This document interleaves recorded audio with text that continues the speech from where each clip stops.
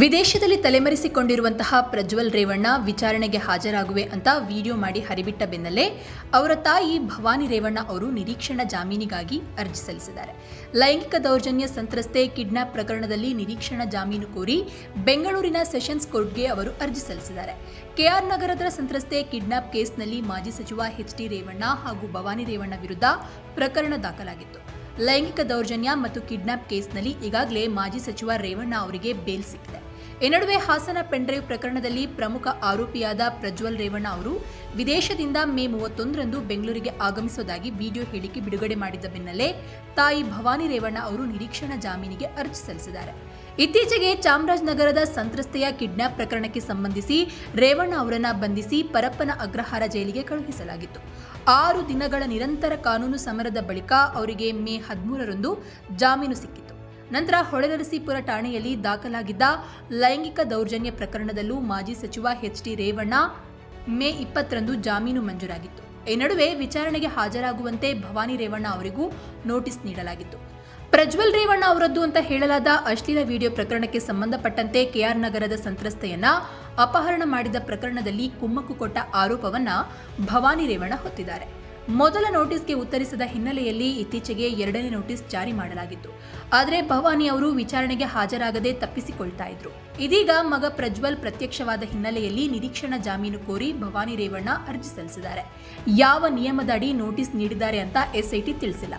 ಹೀಗಾಗಿ ಭವಾನಿ ರೇವಣ್ಣಗೂ ಬಂಧನದ ಭೀತಿ ಇದೆ. ಹೀಗಾಗಿ ನಿರೀಕ್ಷಣಾ ಜಾಮೀನು ನೀಡಲು ವಕೀಲರು ಮನವಿ ಮಾಡಿದ್ದಾರೆ. ಆಕ್ಷೇಪಣೆ ಸಲ್ಲಿಸುವಂತೆ ಎಸ್ಐಟಿ ಪೊಲೀಸರಿಗೆ ಕೋರ್ಟ್ನಿಂದ ನೋಟಿಸ್ ನೀಡಲಾಗಿದೆ. ನಾಳೆಗೆ ನಿರೀಕ್ಷಣಾ ಜಾಮೀನು ಅರ್ಜಿ ವಿಚಾರಣೆ ಮುಂದೂಡಿಕೆ ಆಗಿದೆ ಅಂತ ತಿಳಿದು ಬಂದಿದೆ.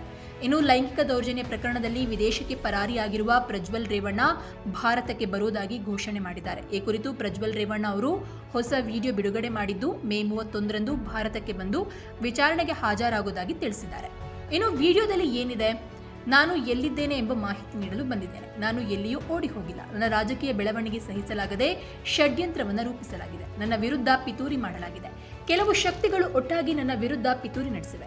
ಇಷ್ಟಾದರೂ ನಾನು ನನ್ನ ತಾತ ಜೆಡಿಎಸ್ ಕಾರ್ಯಕರ್ತರಿಗೆ ಕ್ಷಮೆ ಯಾಚಿಸುತ್ತೇನೆ.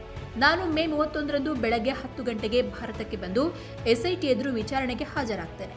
ವಿದೇಶ ಪ್ರವಾಸವು ಮೊದಲೇ ನಿಗದಿಯಾಗಿತ್ತು. ಆದರೂ ನಾನು ಭಾರತಕ್ಕೆ ಬಂದು ವಿಚಾರಣೆ ಎದುರಿಸುತ್ತೇನೆ ಎಂಬುದಾಗಿ ಪ್ರಜ್ವಲ್ ರೇವಣ್ಣ ವಿಡಿಯೋದಲ್ಲಿ ತಿಳಿಸಿದ್ದಾರೆ.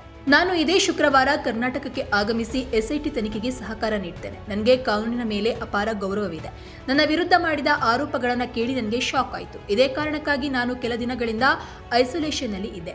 ವಿದೇಶ ಪ್ರವಾಸವು ಮೊದಲು ನಿಗದಿಯಾಗಿತ್ತು. ನಾನು ವಿದೇಶಕ್ಕೆ ಬಂದ ಬಳಿಕ ಪ್ರಕರಣ ತಿಳಿಯಿತು. ನನ್ನ ವಿರುದ್ಧ ರಾಹುಲ್ ಗಾಂಧಿ ಸೇರಿ ಎಲ್ಲರೂ ವೇದಿಕೆ ಮೇಲೆಯೇ ಹೇಳಿಕೆಗಳನ್ನು ಕೊಟ್ಟರು. ಆ ಮೂಲಕ ರಾಜಕೀಯ ಪಿತೂರಿ ನಡೆಸಿದ್ರು. ಆದರೂ ನಾನು ರಾಜ್ಯಕ್ಕೆ ಆಗಮಿಸಿ ತನಿಖೆಗೆ ಸಹಕಾರ ನೀಡುತ್ತೇನೆ. ನಾನು ಈ ಪ್ರಕರಣದಿಂದ ಆರೋಪ ಮುಕ್ತನಾಗಿ ಹೊರಬರ್ತೇನೆ ಎಂಬ ವಿಶ್ವಾಸವಿದೆ ಎಂಬುದಾಗಿ ಹೇಳಿದ್ದಾರೆ. ಇನ್ನು ಲೈಂಗಿಕ ದೌರ್ಜನ್ಯ ಕೇಸ್ನಲ್ಲಿ ಪ್ರಮುಖ ಆರೋಪಿಯಾಗಿರುವ ಪ್ರಜ್ವಲ್ ರೇವಣ್ಣ ಅವರ ಡಿಪ್ಲೊಮ್ಯಾಟಿಕ್ ಪಾಸ್ಪೋರ್ಟ್ ಅನ್ನು ರದ್ದುಗೊಳಿಸಬೇಕು ಅಂತ ಸಿದ್ದರಾಮಯ್ಯ ಅವರು 2 ಬಾರಿ ಪತ್ರವನ್ನು ಬರೆದಿದ್ದಾರೆ. ಈ ಹಿನ್ನೆಲೆಯಲ್ಲಿ ಕೇಂದ್ರ ಸರ್ಕಾರವು ಡಿಪ್ಲೊಮ್ಯಾಟಿಕ್ ಪಾಸ್ಪೋರ್ಟ್ ರದ್ದುಗೊಳಿಸುವ ಪ್ರಕ್ರಿಯೆ ಆರಂಭಿಸಿದೆ. ಇನ್ನು ಇದರ ಭಾಗವಾಗಿ ಕೇಂದ್ರ ಸರ್ಕಾರವು ಪ್ರತಿಕ್ರಿಯೆ ಕೋರಿ ಪ್ರಜ್ವಲ್ ರೇವಣ್ಣಗೆ ಶೋಕಾಸ್ ನೋಟಿಸ್ ಜಾರಿಗೊಳಿಸಿದೆ. ಶೋಕಾಸ್ ನೋಟಿಸ್ಗೂ ಉತ್ತರ ನೀಡದಿದ್ರೆ ಕೇಂದ್ರ ಸರ್ಕಾರವು ಪಾಸ್ಪೋರ್ಟ್ ರದ್ದುಗೊಳಿಸಲಿದೆ ಅಂತ ಹೇಳಲಾಗ್ತಾ ಇದೆ. ಇದರ ಬೆನ್ನಲ್ಲೇ ಪ್ರಜ್ವಲ್ ರೇವಣ್ಣ ಅವರು ವಿಡಿಯೋ ಮೂಲಕ ಸ್ಪಷ್ಟನೆಯನ್ನು ನೀಡಿದ್ದಾರೆ. ಹಲವು ಮಹಿಳೆಯರ ಮೇಲೆ ಲೈಂಗಿಕ ದೌರ್ಜನ್ಯ ಸಂತ್ರಸ್ತೆಯ ಅಪಹರಣ ಸೇರಿ ಹಲವು ಪ್ರಕರಣಗಳಲ್ಲಿ ಪ್ರಜ್ವಲ್ ರೇವಣ್ಣ ಪ್ರಮುಖ ಆರೋಪಿಯಾಗಿದ್ದಾರೆ. ಸಂತ್ರಸ್ತೆಯ ಅಪಹರಣ ಪ್ರಕರಣದಲ್ಲಿ ಪ್ರಜ್ವಲ್ ರೇವಣ್ಣ ಅವರ ತಂದೆ ಎಚ್.ಡಿ. ರೇವಣ್ಣ ಅವರು ಕೂಡ ಜೈಲು ವಾಸವನ್ನು ಅನುಭವಿಸಿ ಜಾಮೀನಿನ ಮೇಲೆ ಹೊರಬಂದಿದ್ದಾರೆ. ಇಷ್ಟಾದರೂ ಕೂಡ ಪ್ರಜ್ವಲ್ ರೇವಣ್ಣ ಭಾರತಕ್ಕೆ ಬರದ ಕಾರಣ ಅವರ ತಾತ ಎಚ್.ಡಿ. ದೇವೇಗೌಡ ಅವರು ಬಹಿರಂಗ ಪತ್ರವನ್ನು ಬರೆದಿದ್ರು. ನನ್ನ ಮೇಲೆ ಗೌರವವಿದ್ರೆ ವಾಪಸ್ ಬಾ ಅಂತ ಹೇಳಿದ್ರು. ಒಟ್ಟಿನಲ್ಲಿ ಈ ಕೇಸ್ ಯಾವ ರೀತಿಯ ಟರ್ನ್ ತೆಗೆದುಕೊಳ್ಳುತ್ತೆ ಅನ್ನೋದನ್ನ ಮೇ 31ಕ್ಕೆ ಕಾದು ನೋಡಬೇಕು.